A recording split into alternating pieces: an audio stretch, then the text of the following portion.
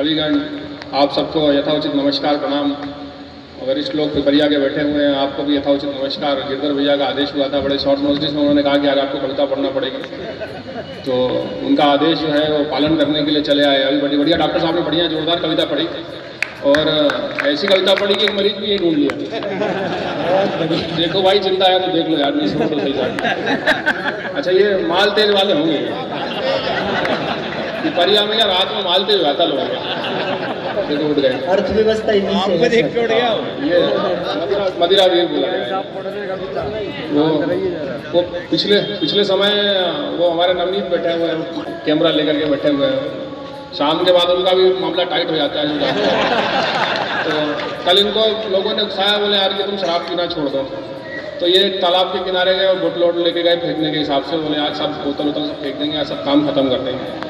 तो इन्होंने खाली बोतल उठाई, पानी में फेंका, बोले तेरी वजह से मेरी शादी नहीं हो रही। दूसरी बॉटल उठा के बोले तेरी वजह से मैं बीमार पड़ गया। और जैसे इन्हें तीसरी बोतल में हाथ लगाया तो भरी निकल गई। तो बोले कि तू के बीच में आ रही थी, तेरा कोई तो दोस्त थोड़ी है क्या? अच्छा मैं मतलब पूरे समय कभी नहीं हूँ, पर ताली आपको तब भी बचाना पड़ेगी क्योंकि टीआई पूरे समय हूँ।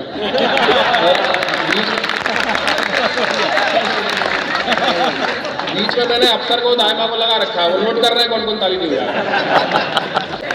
अच्छा अभी मेरे घर में सास आई हुई, तो मैंने उनको बताया कि मैं आज कवि सम्मेलन में जा रहा हूँ। तो उन्होंने कहा अच्छा आप कविता भी करते हैं? तो मैंने कहा हाँ मैं कविता करता हूँ। तो अभी आप जैसे डॉक्टर साहब ने बोला कि बड़े खूबसूरत से नौजवान टीआई साहब हैं, तो मैं इनको बता दूंगा शादी के पहले और भी खूबसूरत था। और वो सास हमारी बोली कि बोले आदमी को अपने कर्मों की सजा जो है खुद भुगतना पड़ती है। तो मैंने कहा कभी कभी दामाद को भी भुगतना पड़ती है। एक मुझे लगता है कि आप जुड़ गए हो मेरे से। एक छोटी सी कविता है, बहुत समय पहले लिखी थी। आज 10-12 साल बाद कभी मैं मंच शेयर कर रहा हूँ। पहले 10-12 साल पहले कविता पढ़ा करता था। आज आपने मौका दिया है अपने शहर में, अपने नगर में, पिपरिया में। पिपरिया की दाल बड़ी फेमस है। आप तम्बाकू खा रहे हो?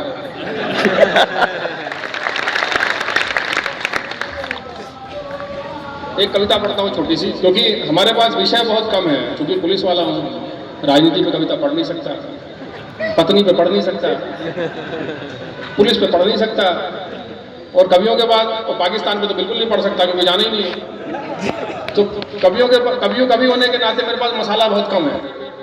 एक सूखा पेड़, नीचे 4-5 भेड़, दूर कहीं पनघट, गोरी चली सरपट, जीन्स और टॉप एकदम लॉलीपॉप, गजरारे नैन जैसे सिन्नी फैन, गजरारे नैन जैसे सिन्नी फैन, हाथों में मोबाइल करीना का स्टाइल, हाथों में मोबाइल करीना का स्टाइल।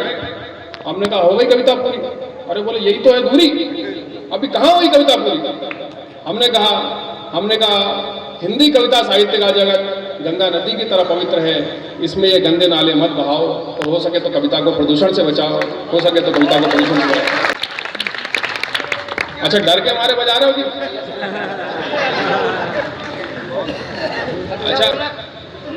अच्छा पहले मैं फुल टाइम कवि सम्मेलन में जाता था, पर लोग जो नीचे से उठा के माला पहनाते ना, इसलिए मैंने छोड़ दिया। अच्छा जो कवि सम्मेलन सुनने आए हैं वो पीछे बैठे हुए हैं, जो कवि सम्मेलन देखने आए हैं वो आगे बैठे हुए हैं। अब चश्मा लगा के कवि सम्मेलन देखने आए हैं तो प्रियंका मैडम को देखने आए हैं, नहीं तो सुनने में चश्मे की क्या आवश्यकता। खैर एक छोटी सी कविता और पढ़ता हूँ। भाई तुम उठ जा यार, तुम डरा देते हो मेरे को तुमको देख के यार याद आ जाता है कि इसको अस्पताल ले जाना है। जब तक मैं पढ़ रहा हूँ तब तक जगते रहो यार। लेटने के लिए भगवान ने कुछ दिया तो बैठने को भी कुछ दिया है, उसका इस्तेमाल कर लो। हाँ नहीं तो जो चीज इस्तेमाल नहीं करोगे गायब हो जाएगी। डॉक्टर साहब बोल रहे हैं डार्विन का सिद्धांत, हमारे पूर्वज बंदर थे, तुम्हारे रहे होंगे, हमारे तो त्रिपाठी थे। सही है। और वो भाई साहब को देख के लगता तो जहानमत भी रहे होंगे पूर्वज। तो एक कविता पढ़ता हूँ छोटी सी।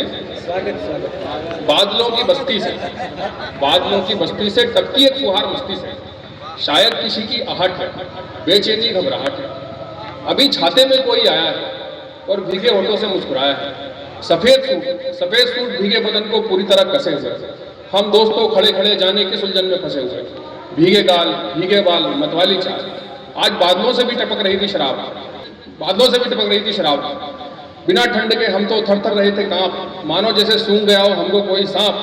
वो बोली क्यों डरते हो दरोगा जी, वो बोली क्यों डरते हो दरोगा जी, पापा से मैं बता दूंगी और जुगाड़ करके अच्छा थाना दिलवा दूंगी। मैंने कहा तुम्हारा बाप विधायक है, बहुत बड़ा खलनायक, वो मेरा बाजा बजा देगा और थाना तो छोड़ लाइन अटैच करा देगा। तुम जैसे सुंदर चेहरों पर ना जाने कितनों ने दिल हारे हैं और तुम्हारे जालिम बापों ने ना जाने कितने मजनू मारे हैं। मैं आज का युग का प्रेमी हूँ, दिल नहीं दिमाग लगाता हूँ और जितनी चादर होना रानी उतना ही पैर फैलाता हूँ। क्या बात है, बहुत शानदार। देखत रहियो पौसार की बौछार जयराम जी की।